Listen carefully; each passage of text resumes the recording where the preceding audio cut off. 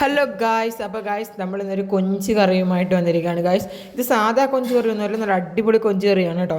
ആദ്യമേ നമ്മൾ കൊഞ്ചെല്ലാം കഴുകി വൃത്തിയാക്കി അതിനുശേഷം 2 കിഴങ്ങ് അരിഞ്ഞിട്ടു, അതിനുശേഷം 2 തക്കാളി ഇട്ടു, പിന്നെ ചെറിയ ഉള്ളി ഇട്ടു, പിന്നെ പച്ചമുളക് ഇട്ടു. അത് നമ്മൾ അവിടോട്ട് വേവിക്കാൻ വെച്ചതിന് ശേഷം നമ്മൾ ഇതിനകത്ത് മിക്സിക്കകത്ത് ചില്ലി ഫ്ലേക്സ് ഇട്ടു. ഇപ്പോൾ ഗായ്സ് നമ്മൾ തേങ്ങ തിരുമിയത് ഇട്ട് കൊടുക്കണം. അതിനുശേഷം വലിയ ഉള്ളി, പിന്നെ വലിയ ജീരകം, ഇതെല്ലാം കൂടിയിട്ട് നമ്മൾ നന്നായിട്ടൊന്ന് പൊടിച്ചെടുക്കണം കേട്ടോ. പൊടിച്ചെടുത്തതിന് ശേഷം അരച്ചെടുത്തതിന് ശേഷം നമ്മൾ വേഗം വെച്ചിരുന്നിട്ടുണ്ടായിരുന്നല്ലോ, അത് നന്നായിട്ടൊന്ന് ഇളക്കി കൊടുക്കണം കേട്ടോ. നന്നായിട്ട് ഇളക്കി കൊടുക്കണം. നമ്മൾ ചട്ടിയിലൊക്കെ വെച്ച് കഴിഞ്ഞാൽ നല്ല ഫ്ലേവർ ആയിരിക്കും കേട്ടോ. ചട്ടിയിലൊക്കെ വെച്ച് കഴിഞ്ഞാൽ നമുക്ക് നല്ല ചട്ടിയുടെ ആ ഒരു വാസനയൊക്കെ കിട്ടും. അപ്പോൾ ചട്ടി വെച്ച് കഴിഞ്ഞാൽ നല്ല ചട്ടിയുടെ വാസനയും ഒക്കെ കിട്ടും. അതൊരു നന്നായിട്ടൊന്ന് ഇളക്കി അതിന് മുകളിൽ ഇച്ചിരി ഉപ്പ് വിതറി കൊടുക്കണം കേട്ടോ. അപ്പോൾ കുറച്ച് ഉപ്പ് കൂടി ഇട്ടിട്ട് നന്നായിട്ടൊന്ന് ഇളക്കി കൊടുക്കുക. ഇച്ചിരി നന്നായിട്ട് തന്നെ ഇച്ചിരി ഇതൊക്കെ ഉടച്ച് കൊടുത്ത് നന്നായിട്ട് ചെറിയ തീയിൽ വെച്ചിട്ട് ഇളക്കി കൊടുത്തിട്ട്, പിന്നെ നമ്മൾ ആ അരച്ച് വെച്ചിരുന്ന കൂട്ടില്ല അതെല്ലാം കൂടെ അങ്ങോട്ട് നമുക്കൊന്ന് ഇട്ട് കൊടുത്തിട്ട് നന്നായിട്ട് ഇത് കഴിക്കുമ്പം ഉള്ള ടേസ്റ്റ് നല്ല അടിപൊളിയാണ് കേട്ടോ. ഒരു രക്ഷയില്ലായിരുന്നു. അതിനുശേഷം നന്നായിട്ടൊന്ന് നന്നായിട്ടൊന്ന് ഇളക്കി കൊടുക്കണം. നമ്മൾ നേരത്തെ അപ്പോൾ നമുക്ക് ഓർമ്മയുള്ള കിഴങ്ങ് തക്കാളി എല്ലാം ഇട്ടിട്ട് നമ്മൾ നന്നായിട്ടൊന്ന് ഇളക്കി കൊടുക്കണം. അതിനുശേഷം ആ ജാറിനകത്തോട്ട് ഒരു ഇത്തിരി വെള്ളം ഒഴിച്ചിട്ട് നമ്മൾ നന്നായിട്ട് പിന്നെ ഒന്ന് ഇളക്കി കൊടുക്കുന്നുണ്ട് കേട്ടോ ഗൈസ്.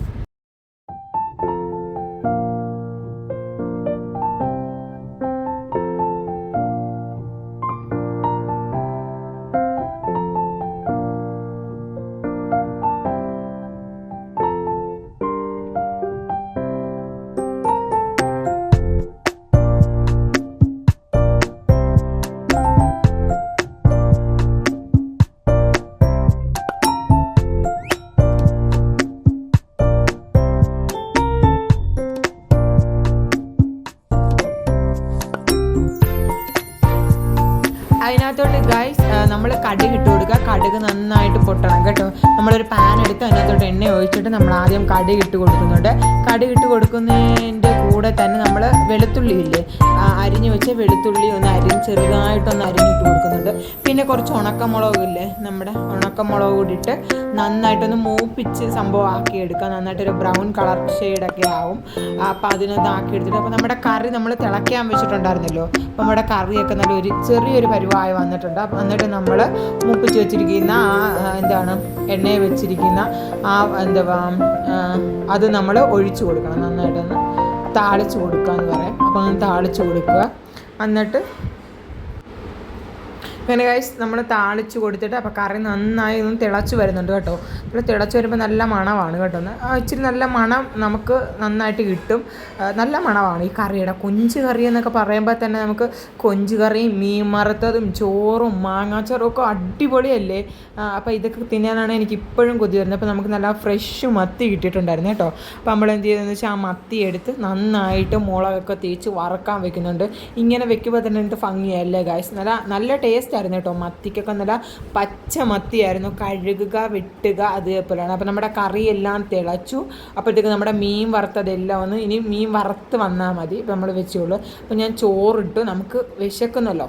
അപ്പോൾ നമ്മൾ 1 മണിയൊക്കെ ആയി കേട്ടോ സമയം. നമ്മൾ ചോറിട്ടു. അതിനകത്തോട്ട് മാങ്ങാച്ചാർ വെച്ചു. നല്ല മാങ്ങാച്ചാറായിരുന്നു കേട്ടോ. മാങ്ങാച്ചാറിൻ്റെ ഇത് ഞാൻ ഇട്ടില്ലെന്ന് തോന്നുന്നു ഗൈസ്. അപ്പം ഞാനത് ഉടനെ തന്നെ നമുക്ക് മാങ്ങാച്ചാർ ഇടുന്നതായിരിക്കും.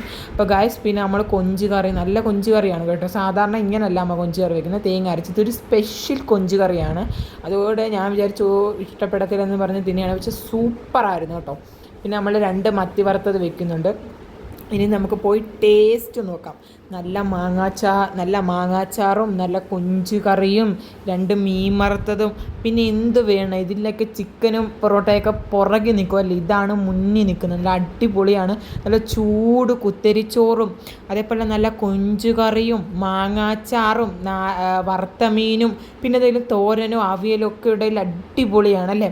അപ്പം നിങ്ങൾക്ക് എത്ര പേർക്കുണ്ട് നമ്മുടെ കേരള ഫുഡ് കൂടുതൽ ഇഷ്ടമുള്ളവരൊന്നൊന്ന് കമൻറ്റ് ചെയ്യണം കേട്ടോ ഗൈസ്. നല്ല അടിപൊളിയാണ്. ട്രൈ ചെയ്യാത്തവർ എന്തായാലും ഒന്ന് ട്രൈ ചെയ്ത് നോക്കുക. അപ്പോൾ ആദ്യമായിട്ട് അതിൻ്റെ ചാനൽ കാണുന്നതെങ്കിൽ ഇപ്പം തന്നെ ഒന്ന് സബ്സ്ക്രൈബ് ചെയ്ത് സപ്പോർട്ട് ചെയ്യുക. അപ്പോൾ പെട്ടെന്ന് തന്നെ പുതിയൊരു വീഡിയോ എടുത്ത്